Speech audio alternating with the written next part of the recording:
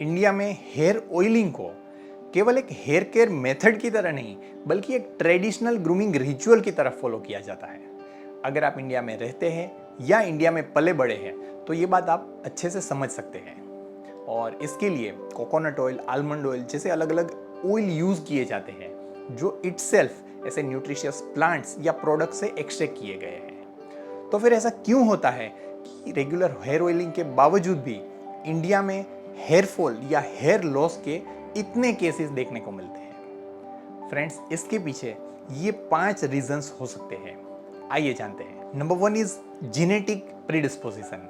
आपके हेयर और hair follicles की स्ट्रेंथ और क्वालिटी डिसाइड करने में आपका जेनेटिक प्रोग्रामिंग बहुत ही क्रूशियल रोल प्ले करता है और आप कोई भी तरह के ऑयल एप्लीकेशन से इसे चेंज नहीं कर सकते हैं। Reason number 2 is nutritional deficiencies या न्यूट्रिशनल इनसफिशिएंसीज। हेयर वीक होने में आपकी न्यूट्रिशनल डेफिशिएंसीज बहुत ही सिग्निफिकेंट रोल प्ले करती हैं। इसलिए ऐसे केसेस में अगर आप चाहे कितना भी अच्छा या न्यूट्रिशियस हेयर ऑयल लगाए फिर भी वो आपके कभी भी इनसाइड न्यूट्रिशनल डेफिशिएंसीज को कंपेंसेट नहीं कर सकता है और इसीलिए ऐसे केसेस में आपको हेयर फॉल या हेयर लॉस हो सकता है। Third reason is stress and lifestyle choices.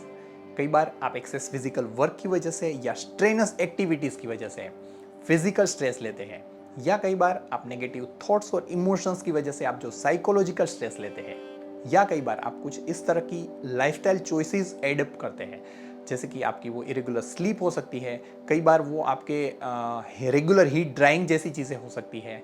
तो इन सारी चीज़ें आपकी हेयर हेल्थ में बहुत ही नेगेटिव रोल प्ले करती है। इसलिए आप चाहे कितना भी हेयर ऑयल लगाए या कुछ भी केयर करें, लेकिन अगर ये फैक्टर्स एग्जिस्ट करते हैं तो वो आपके हेयर फॉल और हेयर लॉस का बहुत ही इंपॉर्टेंट रीजन बन जाते हैं। Reason number 4 is environmental factors. Friends, आप जानते हैं कि इंडिया में डे बाय डे पोल्यूशन बढ़ता जा रहा है जिससे हमारे हेयर कॉन्स्टेंटली एक्सपोज होते रहते हैं या कई बार आप इस तरह की कुछ हेयर ट्रीटमेंट्स लेते हैं जो अनसाइंटिफिक है, इर्रेशनल है और उसमें जो केमिकल्स यूज किए गए हैं वो आपके हेयर के प्रोटीन स्ट्रक्चर को ब्रेक डाउन करके उसे कमजोर बना देते हैं। इसलिए ऐसे केसेस में आप चाहे कितना भी अच्छा हेयर ऑयल लगा लें, आपको हेयर फॉल या हेयर लॉस फेस करना पड़ सकता है। And fifth reason is hormonal changes.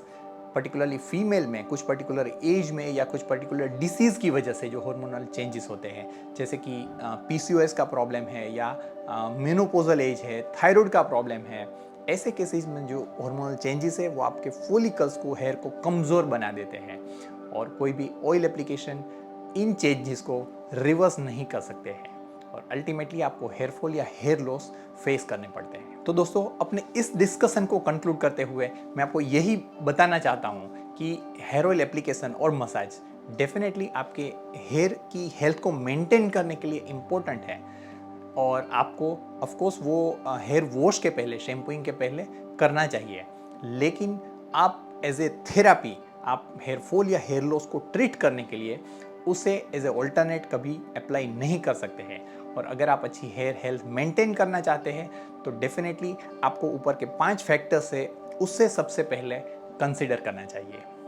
अगर आपको ये इन्फॉर्मेशन अच्छी लगी हो तो अपने फ्रेंड्स को भी ये शेयर कीजिए जो ऐसे हेयर फॉल या हेयर लॉस फेस कर रहे हैं।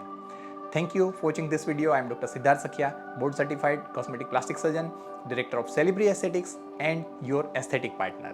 Stay tuned till next video. Take care. Bye bye. Jai Hind.